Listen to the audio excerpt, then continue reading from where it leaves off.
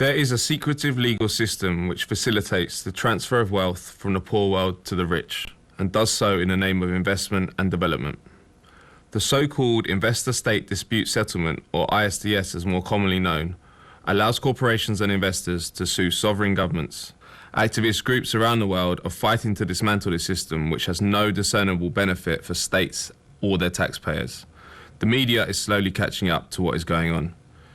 In a Guardian investigation titled "The Obscure Legal System That Lets Corporations Sue Countries," it outlines that it was a group of German businessmen in the late 1950s who first conceived of a way to protect their overseas investment as a wave of developing countries gained independence from European colonial powers. Led by Deutsche Bank chairman Hermann Abs, they called their proposal an international Magna Carta for private investors. Right now, in 2015, the system has metamorphosed into a major weapon in the armory of corporations to stop sovereign governments enacting legislation or regulations which they don't like. In March, WikiLeaks released part of TPP. The New York Times broke the story in their piece titled "Trans-Pacific Partnership Seen as Door for Foreign Suits Against US." They reported that an ambitious 12-nation trade accord pushed by President Obama would allow foreign corporations to sue the United States government for actions that undermine their investment expectations and hurt their business, according to a classified document.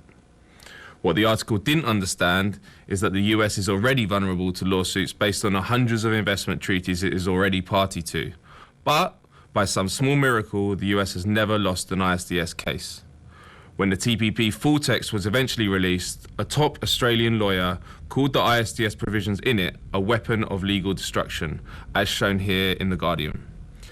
In this article in the Huffington Post, "Corporate Courts, a Big Red Flag on Trade Agreements," the author writes that, as a result of NAFTA-style investor protections that are part of so-called trade agreements, giant corporations can and do sue governments for trying to pass laws that protect their citizens from harmful chemicals, ban harmful products, and protect the rights of working people, among other things.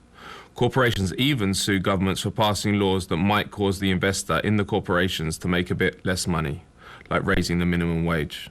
There has been some pushback, with Senator Elizabeth Warren leading the charge against the ISDS provisions in TPP, as shown here in Time. It reads, 2 decades ago, when NAFTA was ratified, multinational corporations were smaller and less powerful than they are today. Her case is that as those interests have gotten bigger and bigger, they've gotten more litigious.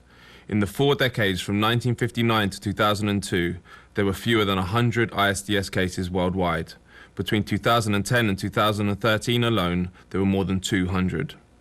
Half of all the world's countries have now been sued at the International Centre for the Settlement of Investment Disputes, or the ICSID, the premier ISDS institution and most obscure branch of the World Bank.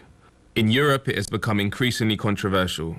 Reuters reports that the French Trade Secretary said he would never allow private tribunals in the pay of multinational companies to dictate the policies of sovereign states. The ISDS provisions in the EU-US mega free trade deal, TTIP, are the main stickler for the European Commission and the huge activist campaign that has sprung up against the deal. Under pressure from this movement, the EU has now announced it will postpone ISDS discussions until the end of the negotiations around the TTIP, though it has refused to rule it out. The Parliament magazine published an article, "TTIP, EU Commission Unveils Replacement for Controversial ISDS," and reveals that the European Trade Commissioner, Cecilia Malmström, has announced plans for an investment court system to replace ISDS in all future EU investment negotiations, with publicly appointed arbitrators. The justification from the beginning for this system has been that it is necessary to protect and therefore promote foreign investment in poor countries, and with it development and poverty reduction for the world's people. But this system is increasingly being used by corporations to challenge and subvert environmental and social protections around the world in the pursuit of profit. From changing environmental protections in Germany to challenging South Africa's post-apartheid settlement, the system is spreading and mutating, and in the process becoming an increasingly influential factor in policy making around the world. This is shown in this Financial Times article, "Trade Deals, Toxic Talks," which says that the ISDS system can lead to regulatory chill, where governments afraid of having to fight such cases stop themselves from introducing regulations or passing laws. Almost 75% of all suits filed in ICSID's history were filed in the last decade. This is the era of investor-state disputes. Tobacco company Philip Morris rearranged its assets to become a Hong Kong investor in order to use the investor-state dispute settlement provisions in the Australia-Hong Kong Bilateral Investment Treaty. It argues that plain packaging on cigarettes constitutes a form of expropriation. The company is suing Uruguay for the same reason, as shown here in this NPR article. Australian newspaper The Saturday Paper reports that at least one claim made by Philip Morris is true. The company is bigger than Uruguay. Uruguay's GDP is just $50 billion, of which government accounts for less than 1/3. The piece goes on to quote Matthew Myers, president of the Campaign for Tobacco-Free Kids, an organization that is helping fund Uruguay's legal costs. He says, in just the last 2 years, we've seen cigarette companies threaten Namibia, Togo, Uganda, with lawsuits they said would cost millions of dollars to defend, in an effort to intimidate a country into not even passing tobacco laws. The article continues that in a recent annual report, Philip Morris acknowledges Australia's plain packaging legislation as the most significant legal setback of the previous year. It also boasts to its shareholders that its various international trade actions against Australia are having their desired effect by deterring other countries, New Zealand being one example, from implementing such extreme regulatory measures, at least until the various challenges to the Australian legislation are resolved. Corporations don't always win. Roughly a third of all ICSID cases settle. The remaining 2/3 roughly split evenly between those decided in favour of and those decided against the investor. But settlements can be very powerful, and poorer countries may find themselves under particular pressure to make concessions and close the case. Mounting a defence can by itself cost millions of dollars. ICSID prides itself on being the most transparent of investor-state tribunals, but its hearings are, with rare exceptions, closed to the public and many documents kept secret. Moreover, negotiations over the treaties and free trade acts that enable investors to mount disputes against states in the first place are notoriously secretive. Some of the cases beg a belief. In 2007, a group of Italian investors sued South Africa ICSID for more than $350 million, saying the country's post-apartheid black economic empowerment policies violated their investor rights, as shown here in the Financial Times. 3 years later, the companies withdrew their complaints after the government exempted them from certain rules. The Marlin and Red Granite operations control some 80% of the South African granite industry. Their case is seen as emblematic of how corporations can use the ISDS system and the threat of a multi-million-dollar claim to limit government's ability to pursue public policies and structural reforms. Even the Italian embassy in South Africa, places which usually support their corporate interests, took a hands-off approach, as shown here in the Mining Weekly article.